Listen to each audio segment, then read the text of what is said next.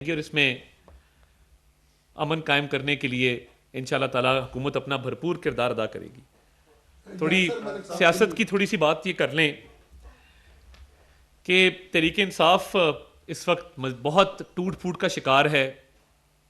Forward block की खबरें आ रही हैं, गौहर खान साहब एक बात करते हैं और दूसरी तरफ से शेर अफजल मरवत साहब दूसरी बात करते हैं। कोई कहता है कि खान साहब ने कहा था कि मजलिस वहदतुल मुस्लिमीन को ज्वाइन करना है, कोई कहता है कि नहीं, उन्होंने कहा था कि सुन्नी इत्तेहाद काउंसिल को ज्वाइन करना है, कोई कहता है कि ये गलत कह रहा है, कोई कहता है कि वो गलत कह रहा है।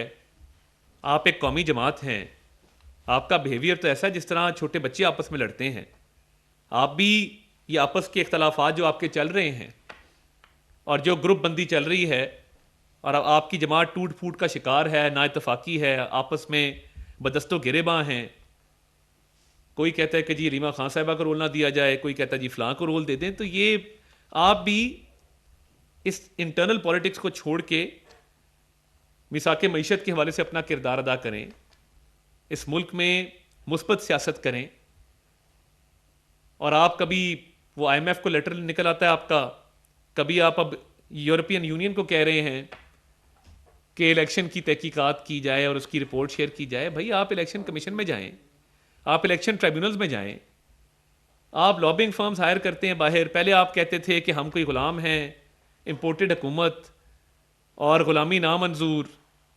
तो अब आप वहाँ पे लॉबिंग फर्म्स हायर करके, तो डोनाल्ड डू ने जो कहा कि सर्टिफाइड झूठा करार दिया उसने आपको, और दूध का दूध और पानी का पानी हुआ। तो आप क्या चाहते हैं? अब वहाँ पे बयानात कभी आप किसी से दिलवा देते हैं, और आपको तो चाहिए ना मुल्क के अंदर सियासत करें। तो आप ये कभी अमेरिका में लॉबी करते हैं, कभी यूरोपियन यूनियन को कहते हैं, कभी GSP+ के हवाले से, कभी IMF के हवाले से, कभी बाहर मुजाहरे करते हैं। तो कौमी धारे में आए, यहाँ पे सियासत करें। आपने तो हम कोई गुलाम का नारा लगाया था, तो आप वहाँ से क्या मदद तलब कर रहे हैं?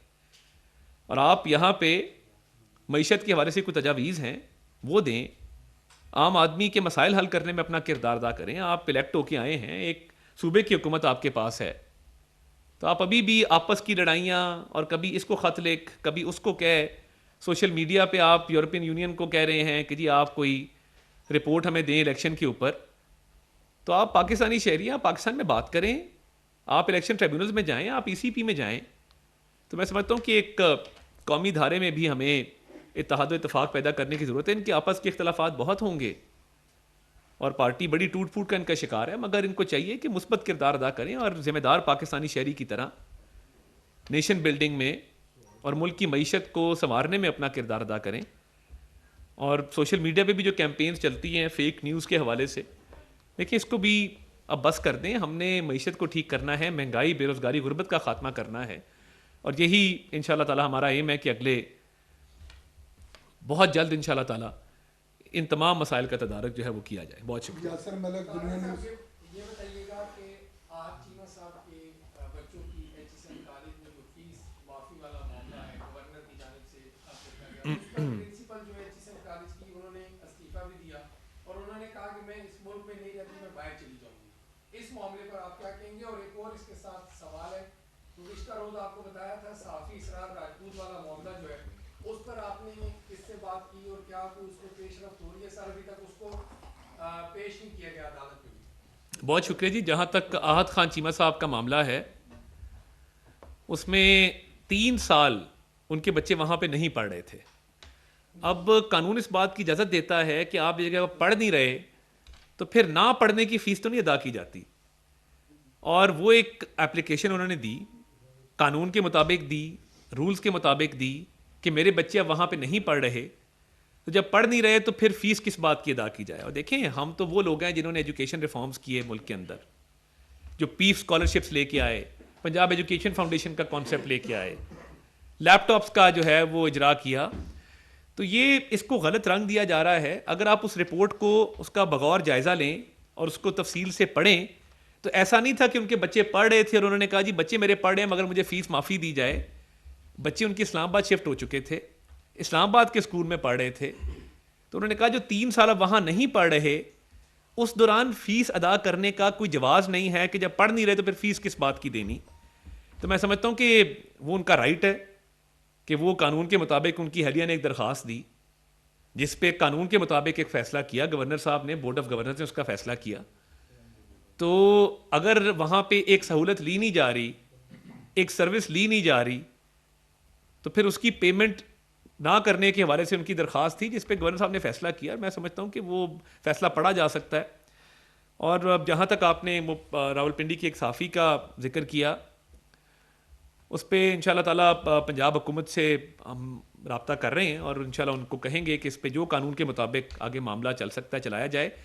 और वो बड़ा एक सेंसिटिव इशू था जो मेरी नज़र से गुजरा, जिसके अंदर एक इमाम बारगाह के हवाले से एक बात की गई थी। तो देखिए, ये हमारी जिम्मेदारी है कि फ़िरका वारियत को रोकना, हमांगी पैदा करना आपस में।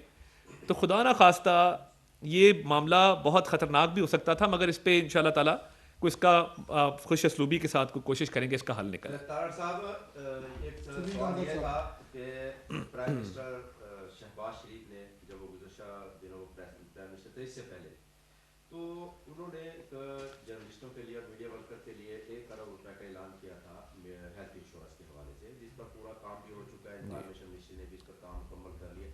तो वो रकम रोक ली गई थी, तो वो रकम कब तक रिलीज की जाएगी और जिससे जो मीडिया वर्कर और जर्नलिस्ट है वो मुस्तफीद हो सकेंगे? और दूसरा एक छोटा सा सवाल था कि ये जो हमारा सी पैक है, सी पैक पर काम जारी है या कुछ उस पर कोई सुस्त रवि का शिकार है, या उसे रखा जाएगा जारी, या कोई IMF की शुनीद ये भी थी कि उन्होंने कोई शरायत में ये रखा है कि हमारी रकम जो हम कर दें तो उसे वहाँ ना लगाया जाए? बहुत शुक्रिया जी। जो हेल्थ इंश्योरेंस का बाकायदा एक प्रोग्राम बजट में लाया गया था, उसके अब मैंने आज सुबह ही उसका एक इजलास किया है और अफसरान से अपडेट मांगी है, और उसके प्रीमियम के हवाले से जो इश्यूज़ हैं मैंने उसकी हिदायत जारी की है कि जल्द अज जल्द उसको हल किया जाए और ये प्रोग्राम जारी रहना चाहिए। और अगले बजट में भी, क्योंकि अब जून में अगला बजट पेश किया जाना है, तो अगले बजट में भी उसके लिए रकम रखने के लिए मैंने हिदायत जारी कर दी हैं। और देखिए, सहाफ़ियों के हवाले से, रिपोर्टर्स के हवाले से ये हमारा फ़र्ज़ बनता है कि उनकी फ़लाह बहबूद जो है वो मिनिस्ट्री ऑफ इंफॉर्मेशन का उनकी ज़िम्मेदारी है। और ये वज़ीर आज़म साहब ने हमेशा इस पे बड़ी शफ़क़त, बड़ी मेहरबानी की है। तो इंशाल्लाह ताला वो प्रोग्राम आगे बढ़ेगा, वो चलेगा। अभी भी कोशिश कर रहे हैं कि 1-2 माह में उसको फ़ाल कर दिया जाए और अगले बजट में भी उसकी रकम रखी जाए ताकि ये प्रोग्राम जारी रहे, इसको रुकने नहीं देंगे। और सी पैक के हवाले से देखिए, मैं समझता हूँ कि हम बड़े खुशकिस्मत हैं। एक तो प्राइम मिनिस्टर साहब ने सबसे पहला जो इंटरव्यू किसी गैर मुल्की न्यूज़ एजेंसी को दिया वो शिनवा न्यूज़ को दिया, और उनकी जो सरकारी न्यूज़ एजेंसी है, और चीनी सफ़ीर से उनकी बड़ी कॉर्डियल मुलाकात हुई, और जो मुबारकबाद के मैसेजेस वज़ीर आज़म मुंतखब होते ही चीन से आए, मैं समझता हूँ कि उनमें बड़ी अपनायत थी। और पाक चीन दोस्ती जो है वो इंशाल्लाह आगे बढ़ेगी। और हमारा सी पैक पे मुकम्मल तौर पे फोकस है और सी पैक को तेज़ी से आगे लेकर जाएंगे। आपने बताया कि हुकूमत का फोकस है दहशतगर्दी के खात्मे के हवाले से, और जो पाकिस्तान में गैर कानूनी तारीखी में वतन बसते हैं उनका भी इसमें किरदार माजी में भी रहा है, और इंटेलिजेंस इदारे भी रिपोर्ट देते रहे हैं। निगरान हुकूमत में जो गैर कानूनी तारीखी में वतन थे उनको पाकिस्तान बदर किया गया।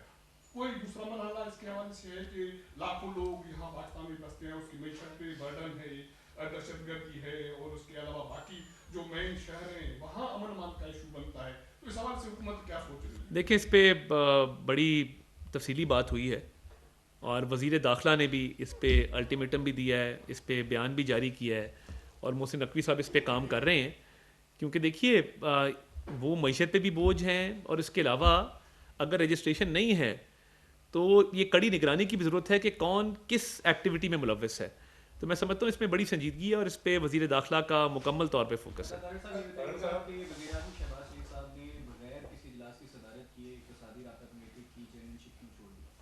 देखिए, वज़ीर आज़म साहब ये बेहतर समझते थे कि इक़्तिसादी राब्ता कमेटी की चेयरमैनशिप वज़ीर ख़जाना के पास होनी चाहिए, और बहुत कोई अहम मामला हो वो वज़ीर आज़म साहब के नोटिस में लाया जाए।